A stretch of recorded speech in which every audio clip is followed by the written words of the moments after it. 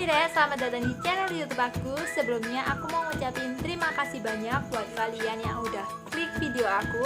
Jangan lupa juga buat klik tombol subscribe, aktifin juga loncengnya supaya kalian tahu kalau aku upload video terbaru. Di video aku kali ini aku masih mau bahas tempat misterius yang ada di Malang. Tetapi kali ini aku mau bahas tentang tempat wisata, yaitu pantai yang ada di Malang Selatan. Penasaran sama ceritaku? Saksikan terus sampai habis ya. Oke, pantai yang aku mau ceritakan ke kalian di video aku kali ini yaitu Pantai Goa Cina. Pantai ini terletak di Dusun Tumpaawu, Desa Sitiarjo, Kecamatan Sumbermanjing Wetan, Kabupaten Malang, Jawa Timur. Oke, Pantai Goa Cina ini merupakan salah satu pantai yang ada di Malang bagian selatan, dan pantai ini tuh cukup terkenal di kawasan Malang Raya dan luar kota Malang karena di pantai ini memiliki berbagai keunikan daripada pantai-pantai yang lain, yaitu yang pertama ini yaitu di Pantai Goa Cina ini, namanya aja Goa Cina, pasti di pantainya juga ada goa. Sebenarnya bukan goa yang kayak goa-goa pada umumnya yang panjang dan kayak labirin, itu bukan, tetapi goa yang dimaksudkan di Pantai Cina ini yaitu kayak rongga yang masuk ke tebing dan memiliki ketinggian 2 meter dan kedalaman 8 meter.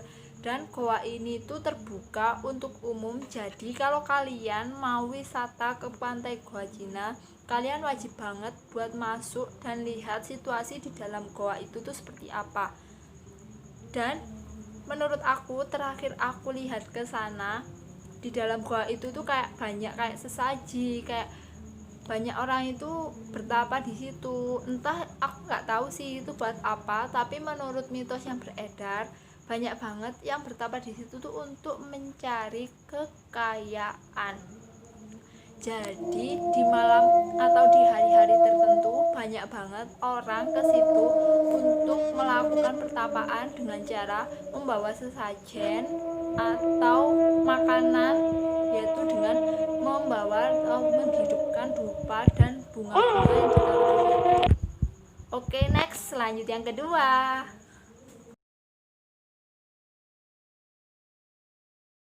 Yang kedua yaitu penamaan Goa Cina.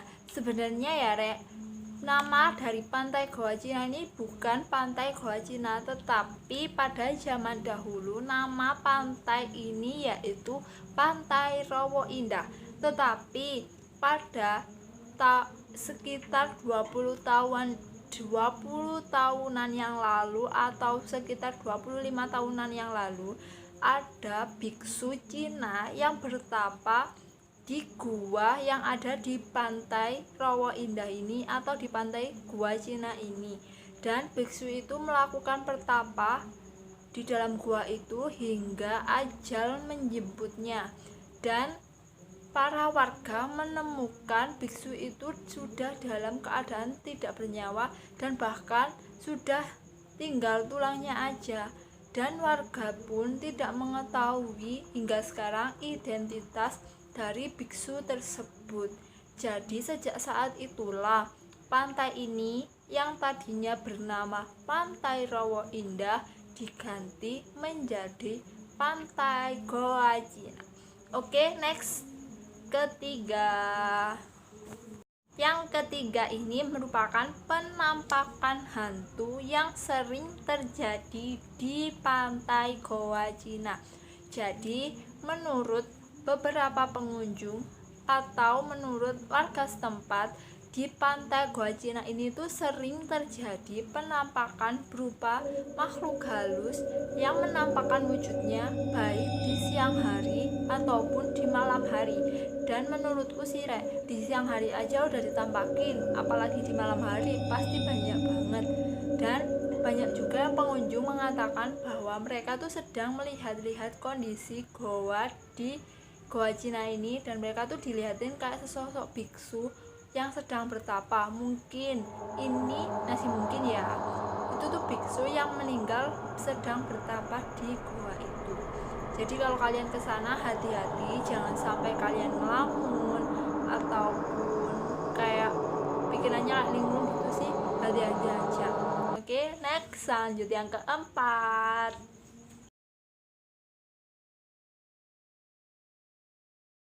Yang keempat ini merupakan larangan berenang di pantai Goa Cina ini.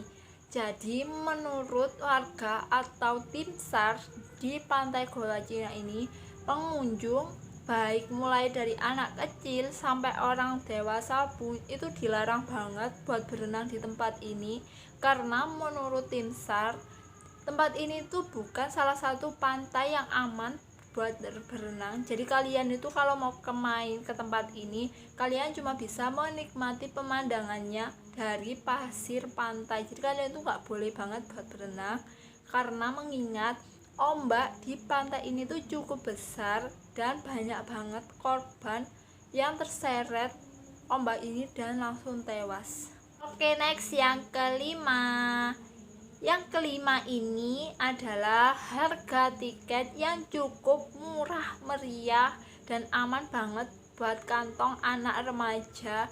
Yang aku tahu banget sih, anak remaja pasti uang yang dikasih sama orang tuanya itu masih pas-pasan. Itu efisien banget buat main ke tempat ini, karena tiketnya itu nggak sampai 10.000, dan terakhir sih aku kesana tuh cuma 4.000. Beda banget sama pantai-pantai yang ada di dekatnya, itu ada juga yang sampai 11.000 per orangnya. Di sini tuh cuma 4.000 aja. Kalian bisa menikmati pemandangan yang bagus banget, dan apalagi di sini tuh kalau sunrise atau sunset itu bagus banget pemandangannya. Kalian juga bisa lihat gua ya, meskipun guanya tuh nggak pada umumnya, tapi ini tuh buat aku rekomendasi banget buat kalian yang pecinta alam dan buat anak muda yang pingin eksis di dunia wisata, itu bisa banget buat kesini. Oke, lanjut yang keenam. Yang keenam ini merupakan nomor keberuntungan. Dan menurut aku ini tuh lucu banget. Kenapa menurut aku lucu? Karena menurut beberapa orang, jika mereka ingin mendapatkan nomor togel, apa ya kata lainnya nomor togel itu, aku juga nggak tahu sih bahasa Indonesia kayak apa. Setahu aku tuh namanya ya nomor togel itu kayak nomor undian, kayak nomor judi itu.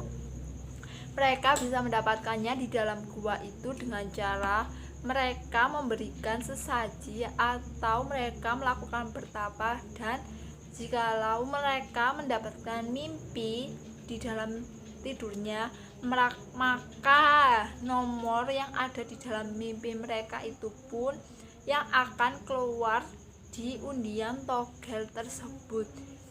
Ya kalau emang bener ya, kalau salah mah kita ya malah rugi kan ya. Itu menurut aku aja sih Rek, dan kenyataan itu masih simpang siur kebenarannya. Bisa dibilang ada yang bilang fakta, ada yang bilang mitos. Jadi ini tuh menurut kepercayaan kalian masing-masing.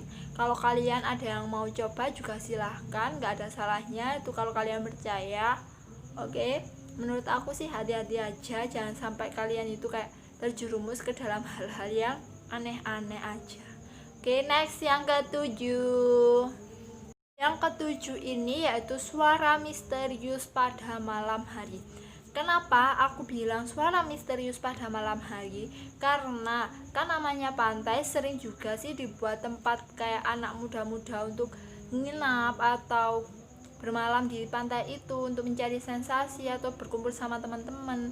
Dan menurut pengunjung yang bermalam di tempat ini, sering terjadi suara-suara aneh yang bermunculan di area pantai tersebut, baik berupa lolongan yang sepanjang malam terus-terusan, terus suara rintihan, tangisan, dan lain-lain. Dan banyak juga penampakan yang tidak wajar di tempat ini pada malam hari. Tapi kalau menurut aku, kalau kalian itu mempunyai nyali yang luar biasa, boleh banget tempat ini tuh dijadikan satu tempat rekomendasi buat kalian untuk uji nyali, apalagi di dalam guanya, wajib banget. Oke, next, lanjut yang ke-8. Dan yang ke-8 ini menurut aku sih paling aneh daripada pantai-pantai yang lain.